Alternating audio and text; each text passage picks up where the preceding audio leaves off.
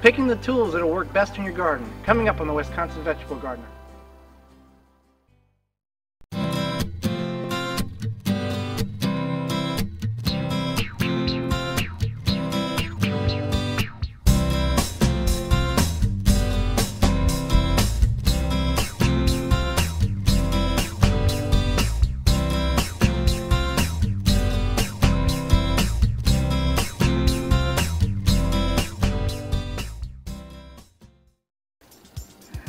Welcome to the Wisconsin Vegetable Gardener. I'm Joey Baird.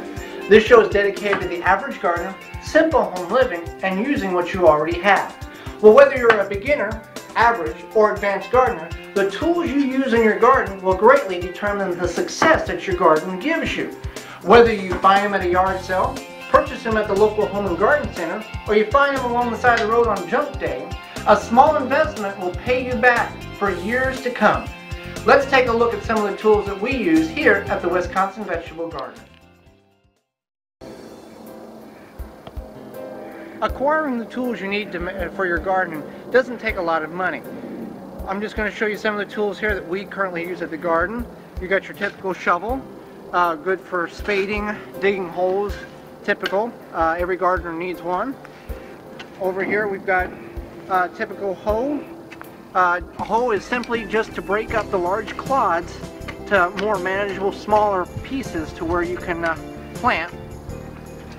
Every gardener needs a good short-tined rake for leveling off soil. You can flip it over, you can gouge a little bit in the ground. We also have another one here. It's got a little different sized teeth on it. The one on the right we found, the one on the left we had purchased. And we believe the person threw it out simply because the handle was broke, and we cut the bad part off, and it's a very functional rake. We found a lot of tools along the side of the road, and how do we do that? Well, you're just basically in the right place at the right time. We've got a nice flat tined fork, and this was purchased at a yard sale for a few dollars. And this is an ideal tool for digging potatoes, not really for digging holes, but it also is a good tool for spading. You can break up the soil quite easily. Recommend that one to any gardener. Now we're going to get in kind of the tools you don't have to purchase but are beneficial if you do. This is a thrashing rake. It's designed to go through your grass, but also it works well in the garden as to break up the clods. And also you can see how it would pick rocks out of the ground and just break up the clods and smooth the soil over. Now this one was found, I found this one. Retail it's about $70, so it's not something that you may want to purchase, but if you do see one alongside the road, I would recommend you pick it up. Here we've got a mulching tool. Simply it's designed to go back and forth and again break the large clods up to allow planting to be easier. We put it on a broom handle with a cotter key so it can be removed. Also a leaf rake. You wouldn't think a leaf rake would have much purpose in the garden, but it does. For instance, over here you could take and pull your mulch up around your plants. You can smooth it down, the clods down. Basically you can get some trash or limbs out of the garden as well. So it is beneficial. This one was found, handle was broke off it. We just replaced the handle, good as new. Now we're going to get into some of the tools that we have made here at the garden. You've seen our triangular hoe before, our row maker. It's an ideal tool to make a row for planting. Just took a broken hoe and sliced it in a triangular shape and put it on the handle of a snow shovel. And it does make it quite handy to have the plastic handle to be able to hold on to it a little more conveniently. So that's a very useful tool. Now some of the unique tools that we've made. This is a similar row making tool like we just saw the triangular hoe, broom handle and fan blades. And it does the same thing. You just figure out where you want to plant and it will pierce the row however deep or shallow you want it. It's kind of an experimental tool that I came up with, thought it would be something neat to do to reuse an old fan blade. Now, what is this, you ask? It is a rolling tool. If you'll come over here, I'll show you on our ground we've already got smoothed off. Basically, there's no weight in it. It's made out of 2 coffee cans and framework off the same design as a farm implement. And all it was really designed to do is after I plant the seeds, whatever it may be, to slightly roll over top of it to compress the soil to make good contact with the seed and the soil. Not to compress the soil, but just to get good contact before watering happens. So that's one of the tools that we're going to experiment with this year. So just some of the tools that you can use in the garden that you don't have to spend a lot of money on.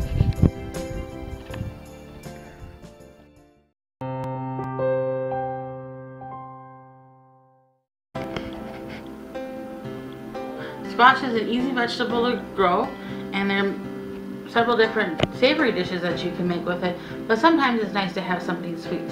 Today we're going to make squash cookies. There are several varieties of squash. Right today we're using this white patty pan squash that we had quite a few extra. And all you do to prepare it for the cookies is you cut it in half, and then you scoop the seeds out, which is pretty easy to do with a spoon. And this also, if you scoop the seeds out, you can save them so that you have seeds to grow more squash in your garden. You also want to poke holes in the squash so that the air can flow through. We're going to prepare the squash here for the cookies. You could do this the day before, or a couple days before, put in the fridge and get ready for the cookies. I do recommend though, if you do that you take it out about a half an hour to bring it to room temperature before you bake the cookies. So then we poke some holes in our squash here. And then you want to just bake it into, you can use a 9x13 baking dish, because you want to put some water into the bottom of the tray so that it prevents the bottom from burning. And then you just take your squash and you place it in the dish. And you want to put the skin side up and the flesh side down. You can kind of overlap them a little bit. The most important part though is that obviously you want the skin side up. So we're going to go ahead and put that in the oven. We've preheated the oven to 350 degrees. So we get this in the oven here, and you want to start with about 30 minutes, and then after that you want to check it every 5 to 10 minutes or so. So we'll be back in a little while to check on it. Once you've baked your squash and it's fork tender, you want to obviously take it out of the oven. It took ours just about 30 minutes. Then you want to have it cool down so that you can then scoop the flesh of the squash, and you're going to need about a cup of it for your cookies. This recipe makes 24, so if you make them and you find them enjoyable, you can double the recipe and make more. It's better. It's a very simple recipe using items that you probably already have on hand. It has flour, sugar, brown sugar, egg, honey, nutmeg, cinnamon, and a baking powder and baking soda. You can find the recipe on our Facebook page, or if you can also send us an email, we'll be more than happy to send it to you. So in the mixer here, I'm going to go ahead and cream together the egg, the sugar, the butter, and the honey, along with the vanilla.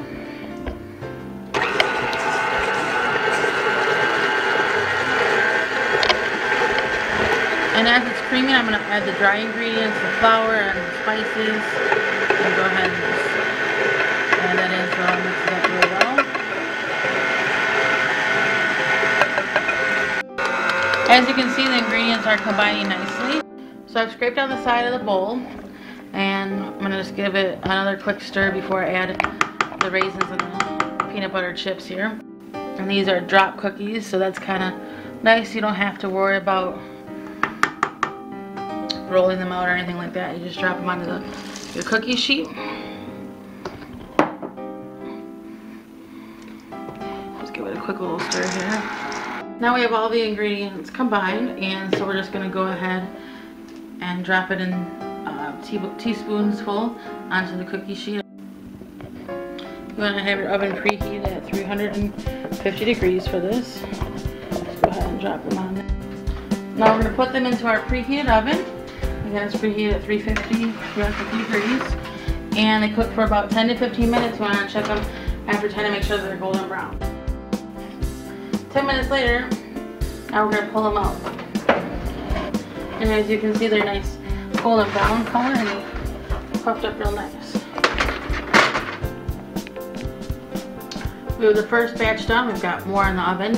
And as you can see, they puffed up real nice and they're real soft and chewy. You wouldn't think that, you know, you can make cookies out of squash, but they are quite delicious. So feel free to try them out for yourselves. Check out our Facebook page or send us an email. Both are listed at the end of the show. And if you do try them, feel free to send us an email also and let us know how you like them. Squash cookies.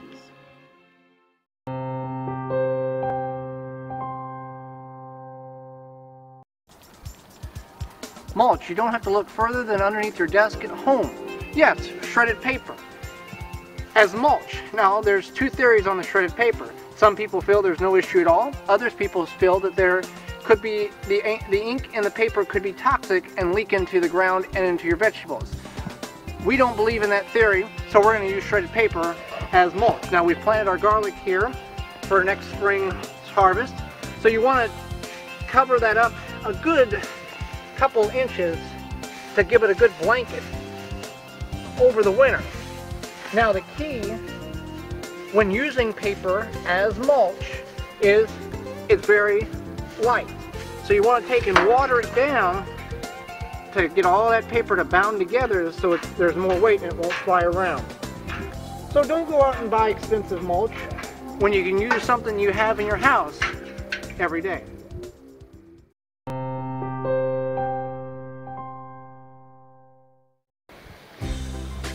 A planting grid can give the traditional gardener another option in planting their small vegetables. A planting grid gives you a more condensed, more organized, and easier to maintain area of planting. As you can see, ours that we've made constructed from a frame from, I believe, a small appliance that I found. These are on 2-inch squares, and the basic concept of a planting grid is simply put your seeds in each square, and this is not good for large vegetables, more spinach, lettuce, radishes, items of that nature. And it condenses, instead of having one long row, it condenses it all to one small square area to where you can very easily maintain that specific vegetable. Over here we have another version of it. It's 2 pieces of cardboard on 2-inch center circles, and the circles were made by taking a canning jar ring and then cutting it out. We painted it red for 2 reasons. 1, to keep moisture from affecting the cardboard, and 2, so I can find it when it's laying in the garden. But it's the same concept. You set it in the area you're going to plant, and let's say we're planting radishes. You put 1 seed in each hole, and it's a very condensed, very organized, and easy to maintain item that you can make in your own garden for next spring's planting.